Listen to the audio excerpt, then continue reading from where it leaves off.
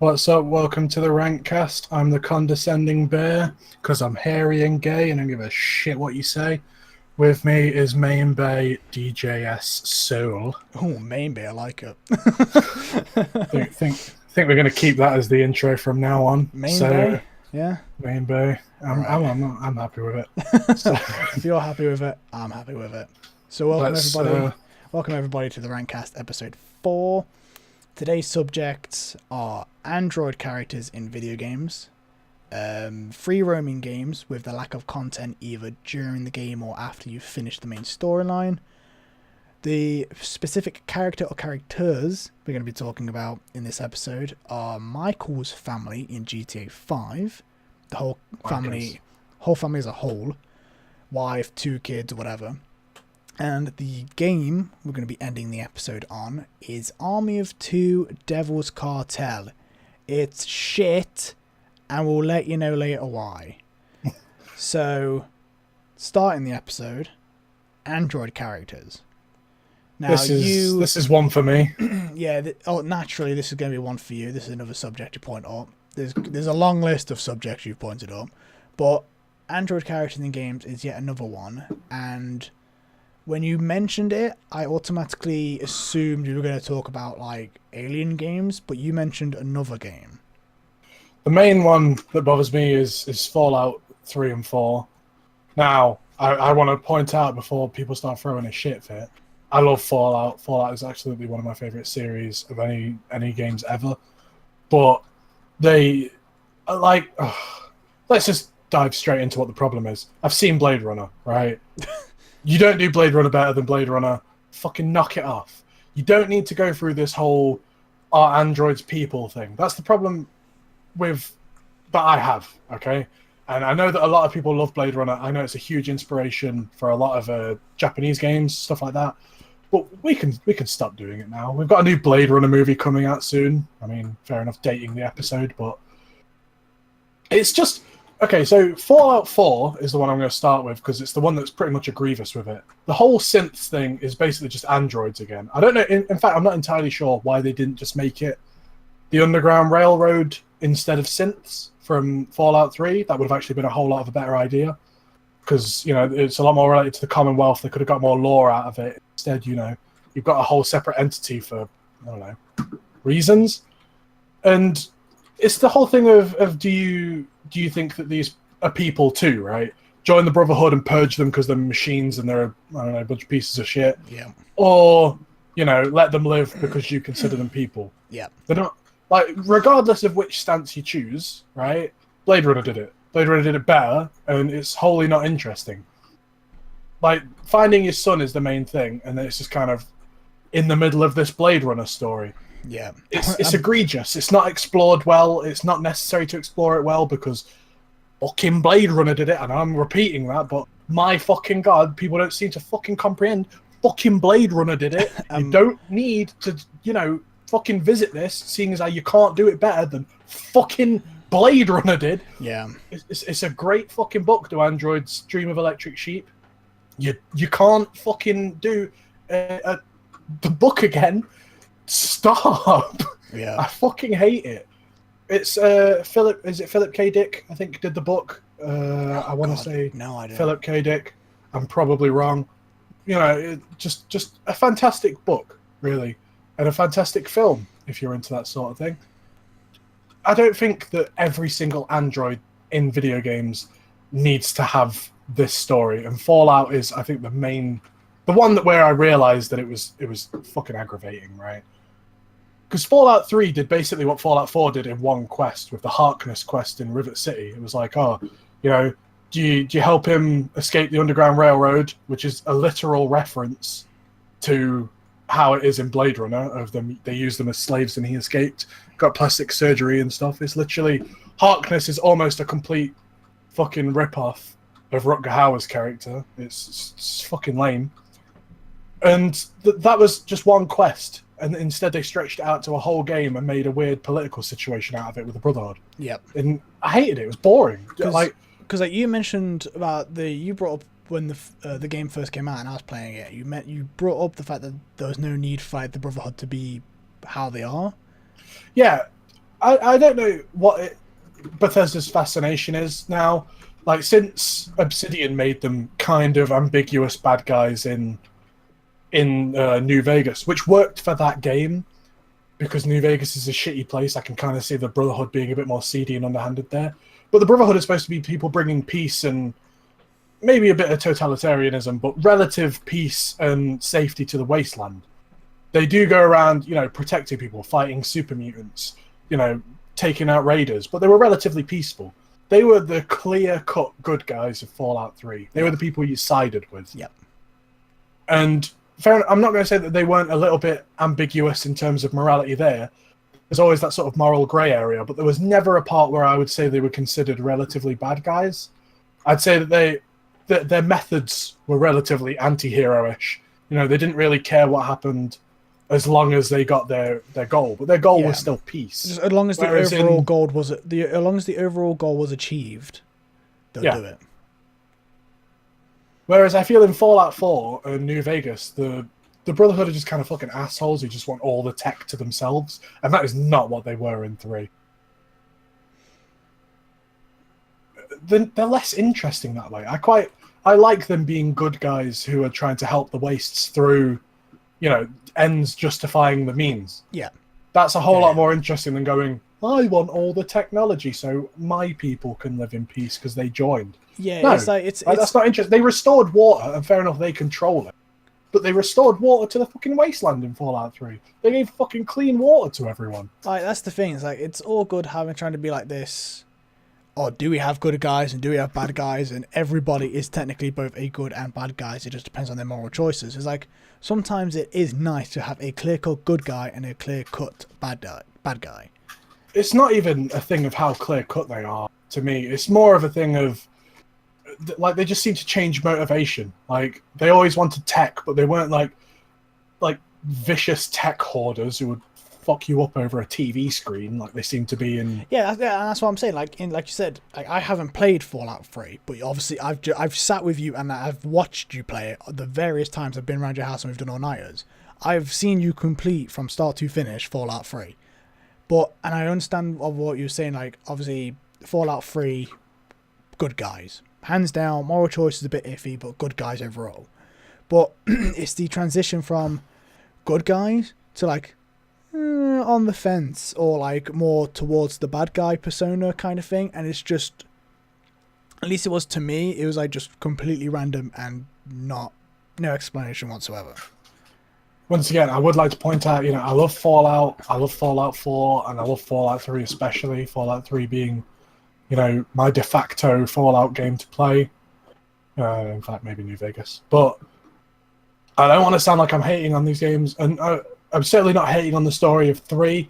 The story of 4 is, I think, it could have done with a bit more work, and I think everyone can agree on that. With all the, I ignored Sean memes and bullshit like that. I don't give a shit about that. That's not really relevant. The point is, the whole Android synth thing. I'm just going to lump them together because they are literally the same fucking thing. Oh yeah, might as well be. Like, you don't need to try and redo Blade Runner every time you have Android. Look at the Alien series. The Alien series isn't just constantly revisiting fucking Blade Runner. Like, I get that they're both, 80s series, but at any point this whole thing could have, teetered on the edge of, are androids, people too in that regard? It doesn't matter because a story's already done that, and you're not going to do it any better. That was the thing I wanted to waffle on about. I feel like I might have got the point across by now, but yeah, stop fucking doing it. Especially you, Fallout. You shit at it. Sort your fucking shit out, Bethesda.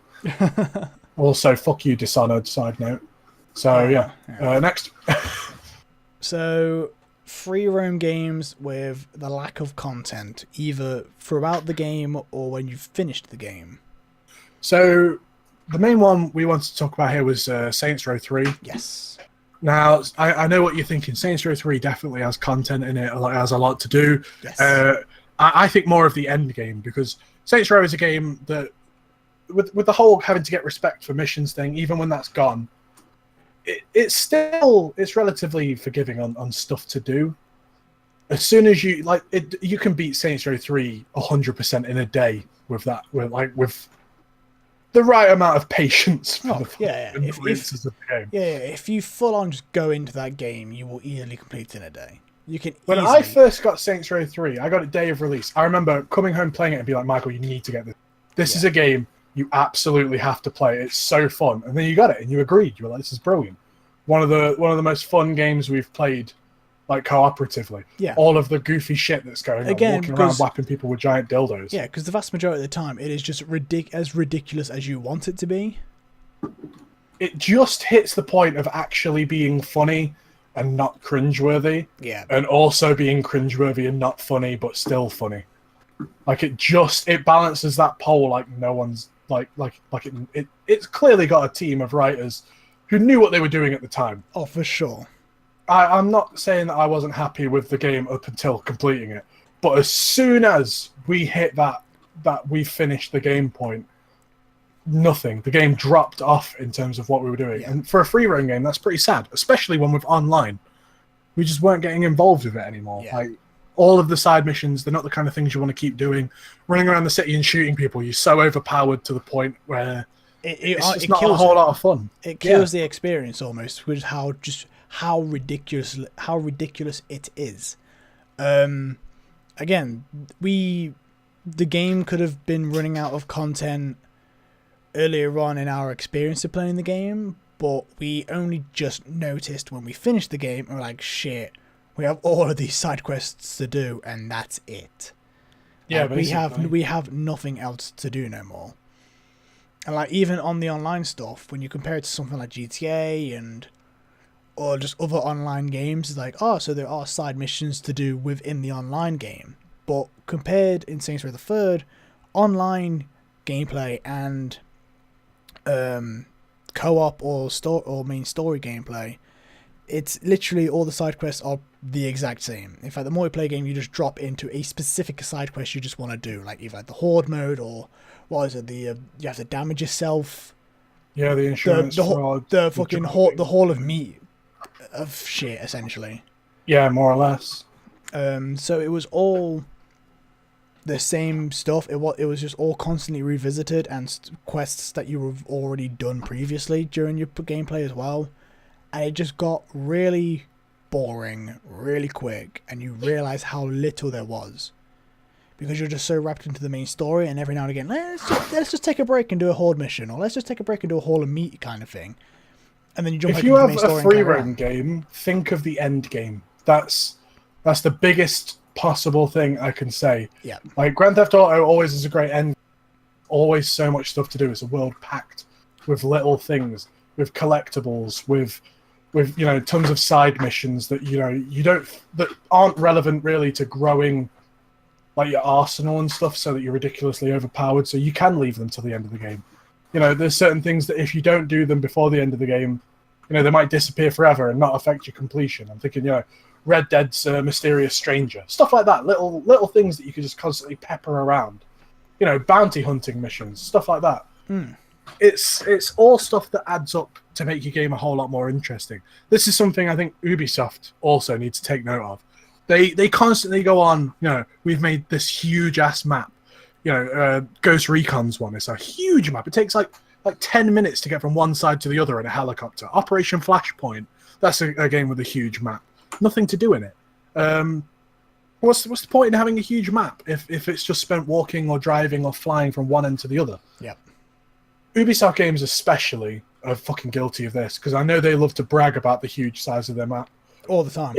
Look at Just Cause 2, right? Just Cause 2 has one of the largest maps of any game ever, right? That thing is fucking ridiculous. Shit tons of stuff to do. Never-ending amounts of stuff to do. Yeah. Tons of Easter eggs. And that's tons of ways to get around. Tons of things to do at different locations. And that's either just one general principle that like the side quests are always there, or there's just so much within to do the mechanics and the gameplay of the game that there is just stupid shit for you to do in the first place.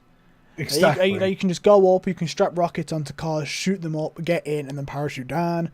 Just parachuting from random locations, trying to get to the furthest point, like just parachuting or driving or on the boat or just going to the fucking Mile High Club or just going onto fucking planes or hijacking other people. And it's stuff you can do in Saints Row, but unfortunately it's just the nature of Saints Row that doesn't make sense comparing it to like Just Cause. and just cause the game's just completely out of whack, and it is all just because of what it's given you, and it's just the simple fact that people can just make up whatever the fuck they want to do and just go and do it. So unfortunately, like, it's not just necessarily that obviously we're just not imaginative enough. It's just unfortunately like, we have literally everything here and we have no idea what to do with it. In Just Cause, you just know exactly what to do and when, because you've probably already done it in the main story, so you can just hop online and do that again, and it's just as fun. Point is, Ubisoft, start making fucking games with shit to do with them, because you fucking irritated. And you are the most irritating fucking company. It would be fun if they actually have, and with Assassin's Creed games, I've not played an Assassin's Creed game since Assassin's Creed 3. There's a reason for that. Can't imagine why. It's because I snapped my Revelations disc and I snapped my Assassin's Creed 3 disc after playing it. Why? Because the game just frustrated me that fucking much. It's a piece of shit. I've not played Black Flag, and I've not played any other Assassin's Creed post Assassin's Creed 3. However, and I could be wrong because they may have just introduced this like in the other games, but instead of just having a soul, and I think it was it Assassin's Creed Rogue, the one that you're in France? ? I don't know. I'm not a fan of the series. They actually included the main map in its multiplayer. Like, you know how sometimes, like especially like Brotherhood and Revelations and 3, or I think in 3 as well, that like it's complete separate small multiplayer maps.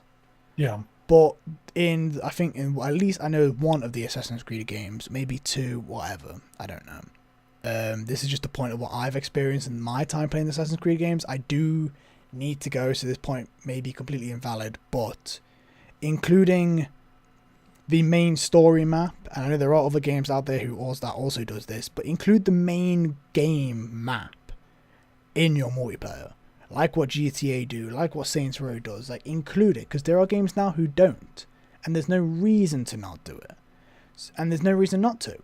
Like, you have your main map, you know exactly where everything is, and yet you're limiting people to this small like multiplayer map.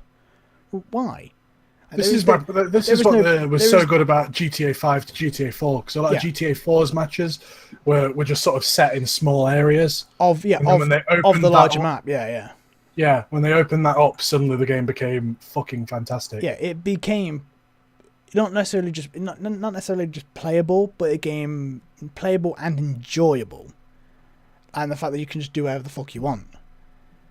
And you can just go around and you can just literally just do whatever the hell you want. And you can go and join races, you can go to custom games, custom maps, and the community is to thank for that as well in GTA 5. Because the amount of shit that's been coming out of the community maps is ridiculous. And the amount of games types you can do. And it's honestly the community as well that are not necessarily just to blame for the lack of content, but honestly the community helps. And again, with Saints Row, the developers may not have given the community to do stuff with the game, like Rockstar have with GTA 5, which is a mistake as well. Like, obviously, if you have multiplayer available and you want people to be in the main storyline map, let the community make shit. It's gonna get people do shit and invent shit. It's gonna get people on your game. It's gonna make them play the game more. It's gonna get that hours racked up with the amount of people on the game and the amount of hours they're playing.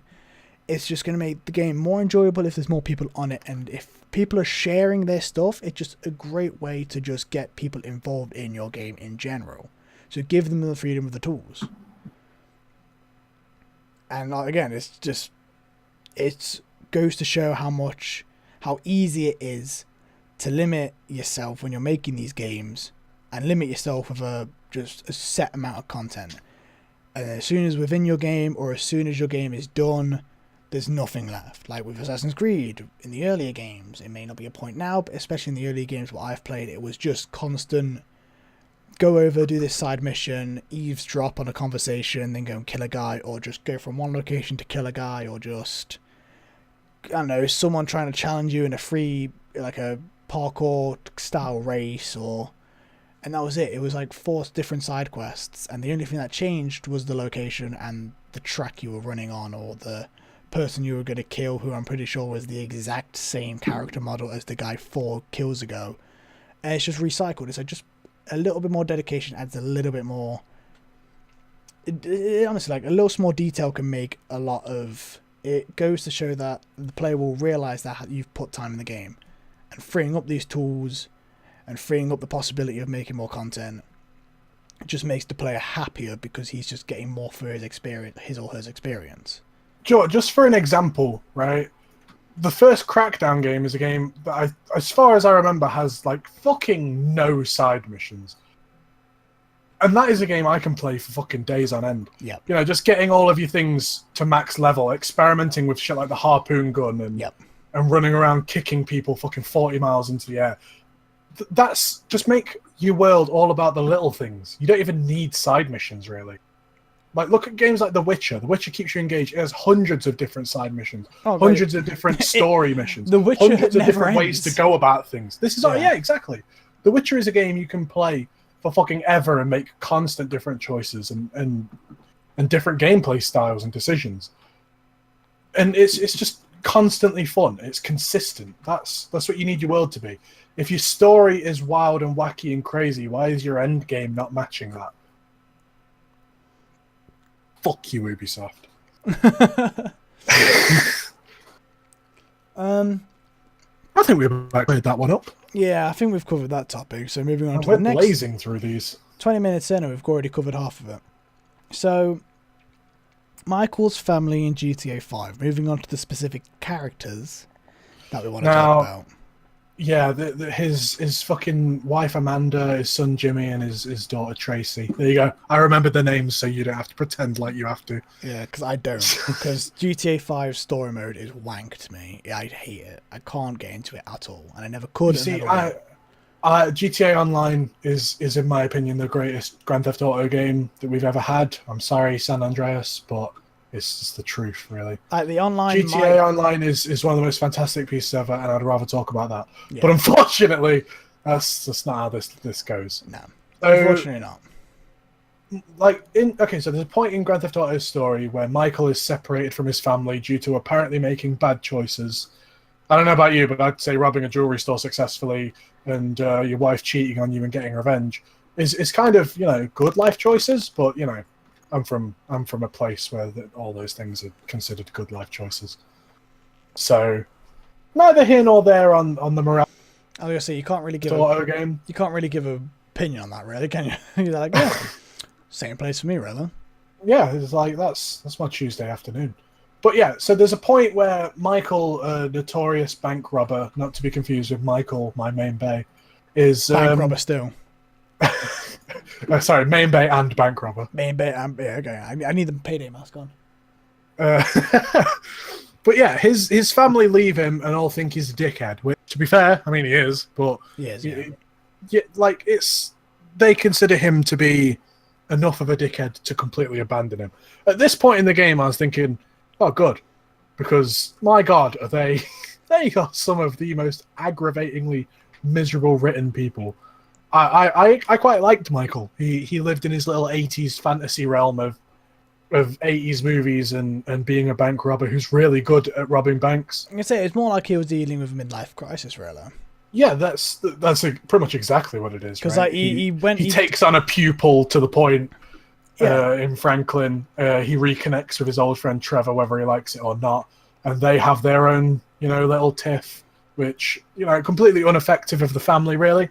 But to stay on topic, the family are some of the most just irritating, unlikable, bastardy characters that you don't want Michael really to get back with him. You think like he's actually happier robbing banks and shit, and they seem to be doing fine.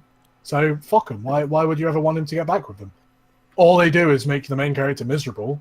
Yeah, like they're just it's like superficial, miserable people who all bring hatred onto each other. They're probably all better off that way.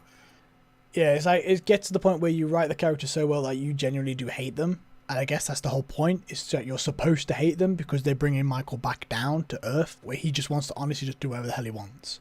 Yeah, and basically. they've written the family to like, no, get away from me. Michael's actually happy where he is robbing banks and dealing with this midlife crisis via robbing banks, and being with Trevor and being with Franklin. So they've written him so like you hate the family, and I guess that's the point. But I guess to the point that it's just aggravating. So like this is the thing about the father-son dynamic with Franklin that bothers me, because Franklin is probably the best character in the game. He's easily the most likable, despite being, a car thief and kind of, a ignorant twat at points. But yeah, he's easily the most relatable, especially. Mainly because, I've never robbed banks, and not that, I want to say online. But he's the most likable, and they've got this father-son sort of thing. Franklin's a far better family to you than a bunch of fucking people who don't give a shit about what you want. Like, at least Franklin is the only person who puts effort with Michael in the first place. His son, Jimmy, just constantly gives you, just nothing but problems. Like, you've got to rescue him from a comedian at one point who's kidnapped him because he was saying shit online. Don't make your son a troll, because no one's going to feel any sort of emotion for an internet troll, right? You're just going to assume this person's a fucking shithead, because that's how they act. Like, when he sells your boat, and then he goes and takes your car out and modifies it. So he just constantly does things that make you fucking hate him. And you think, I can't even beat this character like you would as a parent. Right? You just want to smack him upside the head, but that moment never comes, and no one is punished for acting like that. Yeah. Or everyone just constantly gets away with it. And I know that you could consider that to be another sort of GTA satire on life of the lazy and greedy are rewarded, but it doesn't really add up to much. It just means that you hated the character and you get an unsatisfying scene with them. His daughter Tracy gets so little thing. All you know is that she wants to be a singer and that she's bad at it, and that she's constantly going for that, to the point of where you just let her do it eventually. You just give up, like most parents tend to do with their fucking annoying ass children. The game just really makes me just completely never want to be a parent, really, because everyone's just a fucking complete fucking asshole about it. No one ever disciplines it. The whole game, right, is comparable to sitting on a bus with someone with their annoying teenage children. Yeah. You have to sit there and look at these people being, superficial and annoying and aggravating. The parents ignoring their children while they're just being fucking dickwads to everyone else. And that is not something I ever want to fucking sit down and have to fucking be subjected to. Yeah. It's irritating. They're just unlikable. They are the most just egregiously unlikable characters I think I've seen in a game, that I feel like at some point there should have been a point where I go, actually no, Michael should get back with his family. Because when that point comes, it feels unearned. Eventually you have to go back and make up with your family. You all go to the therapists together, and even then, everyone's just still acting like dickheads. You don't feel like, they're just like Michael, because they're not. They're nothing like him. He's surprisingly somehow the most mature out of them, despite being, a complete criminal and sarcastic dickhead at points. Yeah. You should want him to get back with them. At that point, never came for me. I was like, fuck it, rob banks forever with Trev and fucking Franklin. When Trevor is more likable than Michael's family, yeah, you fucked up. You fucked up. And I hate to talk bad about, GTA's writing, because I am such a big fan of it. But it really is. It's just bad. But it's honestly just that little nitpick with the family, really. Yeah, everyone else is fine. All the other characters who are supposed to be hateable are hateable. All the characters who are supposed to be likable are likable. It just feels like they sort of dropped the ball in that with the family, in that one. Yeah, and it's such a shame, because I know that it's the Hauser brothers, right? I know that they can write well. I've played their games. Yeah. I'm a huge fan of Rockstar. You don't need to convince me that these people know what they're doing, and it's such a shame to see such a crucial element to Michael's character just not done well enough. Even if it was just rewriting the family so that you were going to support and just well, my throat's fucked. I could tell. Christ almighty. But it's you even take a drink? I ain't got one. Fuck. But even if it was just a case of the family was just as terrible as Michael himself, and was kind of just but I've pimped your car because I know for a fact you want to go on this little mad spree of robbing banks. Why the fuck have you done that? It's but I'm just trying to help. I was well, I guess you are, but you're just as bad as me. Or just have it where the family are how they are, and you honestly just give the option just to completely just get rid of them because they're just holding back. But there's no option of that. Neither of the options are there. If that was one of the endings instead of the 3 endings you get, in which one is obviously the best, if it was to go back to Michael's family or not, I think that would have been far better. I think it would have worked better for the gameplay. I think it would have worked better for the story. I think it would have been the only ending that made sense as a choice. Because then, if by some fucking miracle you actually did like the fucking family, that would have been a choice for you, and then it probably would have made more sense in the grand scheme of things. Yeah. It would have also been interesting if the option was available to see the contrast of percentages of who actually chose what option. Yeah. Like, how Telltale say at the end of it, this many people chose this option, this many people chose this option. It would have been interesting to see that contrast as well. Yeah, I feel like if it was the ending that I've brought up, I feel like it would pretty much be a good 90%. Yeah, if that ending was available, it would have been really interesting to see who chose what. Because they're like, a lot of people, I'm not the only person who hated his family. Absolutely. I think it just seems like the more logical choice for such horrible, bastardy people who are just unlikable to their core. But again, that's pretty much all the points for that, really. Just because, again, it just feels like they just kind of, like you said, dropped the ball on the family a little bit. It's just the main crux of Michael's arc is kind of crippled by the fact that you just can't stand these people. That is the only and main problem, but it is a huge one to the story. Yeah. So, moving on from Michael's family Your favorite game. To our favorite game of all time. No sarcasm included. However, Army of Two, Devil's Cartel. Fucking Cartel. This game, like I said earlier, it's bad. But now we'll tell you why. As Video Game Donkey says, it's a masterpiece. It is exactly the game to look at. If you're a game developer wanting to go into third-person shooters, take a look at this game as everything not to do. Yeah, don't do it. This game is just a guide of how to fuck everything up. For what is, I get a lot of people say, it's a bro game. It's a game for lads. It's for the FIFA playing bros who put the postcode in their gamer tags, right? And I can understand that. It is a game that invented, playing air guitar with your friend after scoring a sick headshot. But I find these games to be relatively charming. I love Army of Two and Army of Two 40th Day, maybe 40th Day a little bit more. But we'll get back to Army of Two and why I have a distinct problem with it. Oh yes. Next time, maybe. Next episode, episode 5, we may talk about it. Yeah, it might pop up, but this is the thing. Like, you quite enjoy. I don't know about you. I quite enjoy the characters. I like Rios and Salem. Oh God, yeah. They're the main. They're obviously the chemistry between these two characters are just fucking the chemistry that you've never seen before. Like they're just bros. They're mercenary bros. They fight each other. Yeah. They handshake. They air guitar. Like I said, your air guitar after getting sick headshots. What more can you go for? They have great little banter back and forth. Like they are the only people who feel like you and your friends sitting on the couch playing the game, being twats to each other.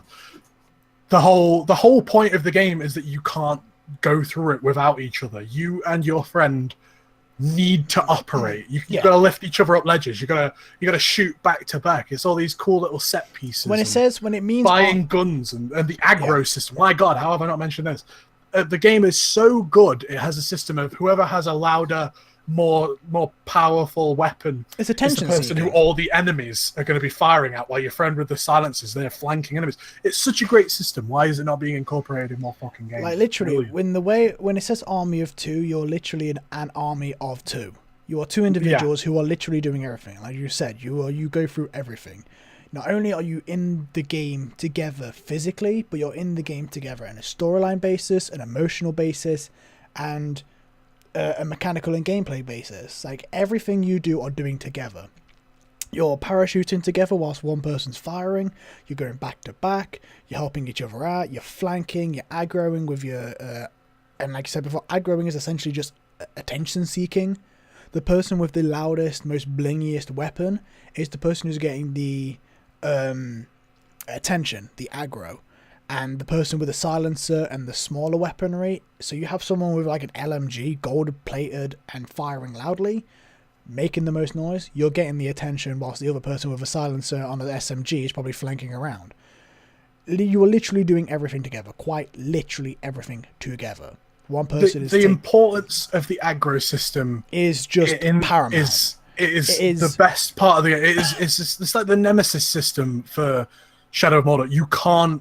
The game is not the same without it. It's not as good without it. There's a clear indicator of the aggro system. You know, in the first game, one of you starts glowing slightly blue, and the other one gets a red hue. And in the second game, you've literally just got a meter. Yeah, you literally just have a meter, and with your two masks, your armor-plated masks on either side of the meter, wherever the meter is, getting the most aggro. Simple. Now, Devil's Cartel basically fucks all this up. Devil's Cartel is a game so bad that the two main characters' names sound like fucking placeholders. Alpha and Bravo. The actual names. Take everything we've talked about in the last 5 minutes of Army of Two, the first one, and Army of Two 40th Day. Crunch it all up in a ball, throw it in the bin, set the fucker on fire. Because Devil Cartels throws this completely out the window. It creates no nostalgia from the previous two games. It has nothing to do with the previous two games. It involves characters that aren't even in the previous two games. In fact, Rios and Salem make a return for Devil's Cartel. Short-lived, however, because during the story, one of the fuckers die. Spoilers. But the game's been completely unnecessarily. Completely unnecessarily. And we understand that obviously Rios and Salem are dickheads, and they are sarcastic motherfuckers, and they realistically don't give a shit. But we still don't know in Army of Two Devil's Cartel if this actually still goes off in line with which of the endings you chosen in Army of Two 40th Day. Now there is some sort of... Because essentially in the end of Army of Two 40th Day, you have the option to either kill the other partner, so Rios kills Salem or Salem kills Rios, or says fuck it all, you both walk away. And is it China? Is it China that gets blown up? I don't know. I think so. Essentially, a city gets completely wiped. Yeah, it completely gets wiped because you both just walked away. You have to make a sacrifice, or you both walk away, and the city gets bombed. In Devil Cartel, we assume the city just got bombed because Rios and Salem are both alive. However, what's the point of making that decision just in that the next game, one of them dies anyway? It completely negates the point of having you both just badassly just walk away, let the city get bombed, and you two just travel out of there like it's nobody's business on a helicopter. Just in the next game, one of them dies. Okay, so what was the point? Just have it storyline canon that the guy just dies there. Don't give me the option, if you're just going to kill him off later. I've saved him for a reason. Why in Devil's Cartel I'm playing two different new characters? If I'm honestly going to have this one person die, let me go through an entire third game. And then, at the end, make the sacrifice of killing a character. And force me to do it. Then you've gone through an entire 3 games to then go through all of this story, all of this development, all of these lad banter moments, and then you literally have not given you a choice but to make the sacrifice of killing one or the other. That would have been a lot better off than in the first 10 seconds of the game. Well, I say 10 seconds, more like 10 minutes, but in the first essentially couple levels of the game, you meet them, and in the very same level that you meet them, you kill one of them off. It completely defeats the purpose of the ending of 40th Day. Like, for no reason whatsoever. And that alone infuriates me. Because there's honestly 2 characters that you've genuinely played 2 games with, and now you're completely thrown out of the situation because it's unnecessary. Let alone everything else with the story and the gameplay. And how it all fucking stitches itself together. That alone automatically just makes it a pointless game. And again, I could easily just rant on, but I'll just be repeating the same shit. I could probably have them 4 times over. But, like, in addition to that, it completely just gets rid of the aggro system, and it's completely unnecessary. You see, all guns have an aggro stat, right? I remember this. I swear to God, it makes no fucking difference. It doesn't. Army They of just Two, attack whoever's closest, to my knowledge. you can Like, I've never seen them fucking react to it. The aggro system was so interesting and so relevant to how the game was played and to how you chose your weapon set. Just pick the best weapons in the game with the highest damage and just go through it. Because there is no fucking... the fucking system is more fucking flaccid than my dick when playing it. It's fucking miserable. But like the game, the level design is uninspired as fuck. Every time you walk into an area, you go, okay, there's cover there, in two separate spots, so one person can shoot one side, one person can shoot the other. Like, all of the little interactions with each other are just infuriating now because you're just two fucking dickhead characters. You don't have brother banter. You don't have, like, friend banter. Instead, you're just kind of dickheads to each other. yeah. And their fucking names are Alpha and Bravo. They're so generic, they couldn't think of fucking names. Like you know, I don't even want to say that they're placeholder names because placeholders usually have some sort of inspiration off something. You know, just go, oh, the fucking the goddamn thingy alphabet, right? Just fuck it, man. Fuck this fucking piece of shit game. I hate it, and I'm super glad that it bombed. It's a shame it killed the series. Oh yeah, because absolutely. I think the series did have potential. The aggro system certainly had potential. I'd like to see that, you know, invested in another game. It could have honestly been a super awesome like trilogy, the games, and even further on, like having Rios and Salem go through 3 games would have been absolutely awesome, and you honestly would have 3 solid games to play with. But they just killed it, and unfortunately, just killed the entire whole premise of Army of Two. Like, it honestly just killed everything.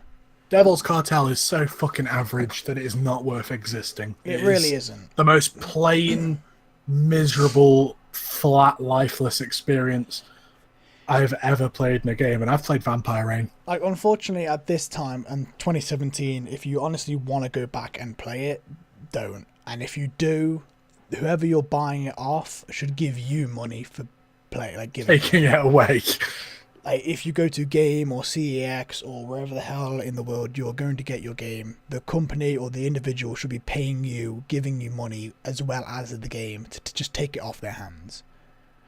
And if you get it, you should probably just sit down, play the first 2 games, compare it to the third one, just so you know how terrible Devil's Cartel is, and then probably burn it out of existence or bury it somewhere. Thank God. Like, it's honestly just terrible, and it's a waste of time. It kills a series that should probably still be getting off. We should probably be getting the 3rd game now. Like, having Army of Two and Army of Two 40th Day kind of came out relatively close to each other, if memory serves correctly. I could be wrong, but just stopping the trilogy until the new gen came out, PS4 or Xbox One, and getting Army of Two, whether it be one of the initial releases for it, or we get it for like a year or 2 after, would have been awesome to play a new Army of Two game on this next gen consoles. With how beautiful 40th Day looked, of how much of a nighttime setting it was, and just it looked like everything was going off. Like, all the bomb, like, you know for a fact it was a dirty looking game because all the shit was going off, and that's not a bad thing because of the setting it was and what was cracking off in the game. Everything was dirty, it was gritty, and it was just downright just like, it was not clean at all. But you knew for a fact there was a reason why. It was dark, and that's because of the setting of the game as well. Like, everything transferred perfectly from Army of Two, the first one. It looked okay, it wasn't a great looking game, but it played fantastic. Army of Two was a bit of in between. It looked okay and it played okay. And then Devil's Cartel just ruined it all. And it would have been, again, awesome just to stop the trilogy after 40th Day. And getting our 3rd and final game, stopping it as a trilogy, not trying to kill it, just stop it as a trilogy in a next-gen game. Like, again, either initial release or a year or 2 after, it would have been awesome. And to think what they could have done with it on next-gen consoles is ridiculous to even think about. Because it could have been something genuinely just special and awesome. And especially if you're playing with a friend who you've played it, like the two of us, if we said like, oh shit, there's new Army of Two, yeah, let's bring back these goddamn memories, it just would have been fucking incredible to play. But again, Devil's Cartel has just completely shut that out the window, completely ruined the experience. And it was relatively rushed as well. The whole thing was just rushed, and you could tell it was. You could tell they didn't give a shit about the IP they were using. And I know that sucks to say about a game like fucking Army of Two of all things, but someone who at least, you know, had fucking played the other ones should have fucking wrote it. Yeah, it genuinely felt rushed, and it just felt like not enough thought was put into it, and they felt like it just got, because I remember it like it was advertised being everywhere. Like the amount of like collaborations that happened with it, and all of the adverts that were going off with it, and unfortunately, it just died. It was another Kane and Lynch advertised everywhere and just fell flat. It was another Red Faction Armageddon. It was advertised everywhere. There was collaborations everywhere, and it just fell flat. Too many games. Too many games. How are we doing for time? 45 minutes. So I think with us covering that last subject, I think that's a solid episode. Unless you want to add an extra quickie. Why? You got anything else in mind? If you want to hit up the list, let's bang out something else while we're here. Ooh. Oh, it's going to be a while. Unless you can think of anything in particular you want to talk about. A character in mind, a game in mind, anything that's tickling your fancy recently? Nothing that I wouldn't take a whole episode on itself, really. Let's see. Do you know what? I mentioned it before. Fuck Dishonored, right? Dishonored fucking sucks. Now, Dishonored. Now, you mentioned something about Dishonored for episode 5. But we might have to save Dishonored for another video. But if you want to quickly have a bit of a quick rant, just to give people a demo. So I've been playing Dishonored and Dishonored 2 and Prey recently. Might return to Prey at some point, depending on how it goes. Dishonored is one of the most aggravating fucking series I've ever played. In terms of, like, it's just a stealth game that doesn't seem to want you to use stealth whatsoever fucking ever. It's just so unclear as to where enemies are looking at any given time. It's so unclear as to what your objective is. It's so fucking unclear as to what abilities are better than others, what works for stealth and what doesn't. It's a game marred by the fact that it thinks it's super clever and super freeform when your first playthrough is just miserable. You need to go back through the game with all of the abilities to have any form of fun. All of the little things of whether you kill people or not to get specific endings, fuck that. That's a lame way to give you endings. Especially the bad one is the more satisfying way to play. Killing people is far more fun than knocking them unconscious. Either way, you've got to like hide the bodies and shit. It's not really too far off from each other. Only one of them just feels more fun to do, to dive off an edge and stab someone through the chest as opposed to dive off the edge and somehow be holding them in a chokehold. It doesn't fucking make sense. In terms of design, I actually quite enjoyed this. I mean, Bethesda still can't do fucking faces, even with Prey and Dishonored, but I'm willing to forgive them on that, seeing as how the environments are beautiful and the way everything just looks and moves around it's okay. It's just a fucking stealth game that thinks, oh, if we add a vent here, suddenly it's a freeform map. No, it's not. You shit. Fucking play Metal Gear Solid 5. Play fucking, I don't know. Play fucking Hitman. Hitman is a fantastic stealth game. Play, you know, anything that's come out recently that is not your shit, that's stealth related, and learn from it. Learn how to make an interesting map. Learn how to make something as freeform as something like Hitman or Metal Gear Solid. Just like I said, keeping it relatively short. Just Dishonored really disappoints me. I was really hoping they would have learned from the second game. The second game is literally just more of the same. They didn't improve anything at all. Yeah. And that disappoints me because Bethesda are a company who I just really want to support. I really want, like, I look forward to everything they got. I bought these fucking games out of thinking they must be good. Surely. I know Prey got really bad reviews. Surprisingly, that's the game I've enjoyed of theirs most recently. But, well, I say that Doom, but, you know. I was going to say, you were all on Doom. Yeah, Doom's fantastic. If you're going to play any Bethesda single-player game, make it Doom. Maybe the new when the new Wolfenstein comes out, it'll probably be that. I'm super looking forward to that. But for now, Doom. Yeah, Doom, and just stay away from fucking Dishonored. It's not great. It's another one of these games that just can't decide what it wants to be. It tries to go for everything when it clearly can't manage it. And with the second game, picking two characters, they're the same fucking thing. Only one of them's fucking abilities are clearly better than the others. Corvo's like teleport is the most overpowered thing in the game. All of Emily's abilities are fucking worthless to it, with the exception maybe of the shadow one, which I never used anyway. So just play something good. Play Hitman. Hitman is far better. Hitman is better and cheaper. Play Doom. Yeah, play Doom. Play Doom. Rip and tear. just Doom. But getting out of that episode, we'll probably bring up Dishonored again on a later episode, probably in the next couple episodes we actually record. So thank you very much. Thank you everybody for listening and or watching. If you want to follow myself on the toolbox stuff, all the social media links will be in the description. If you want to follow Corey, aka the Condescending Bear, he will also have his links in the description on Twitch and Twitter. And if you just want to subscribe as well, you're more than welcome to subscribe as well. We will hopefully see you on these episodes every on a fortnightly basis, but we will see. No promises here. And yeah, hopefully we will see you in the next episode. See y'all later. Bye.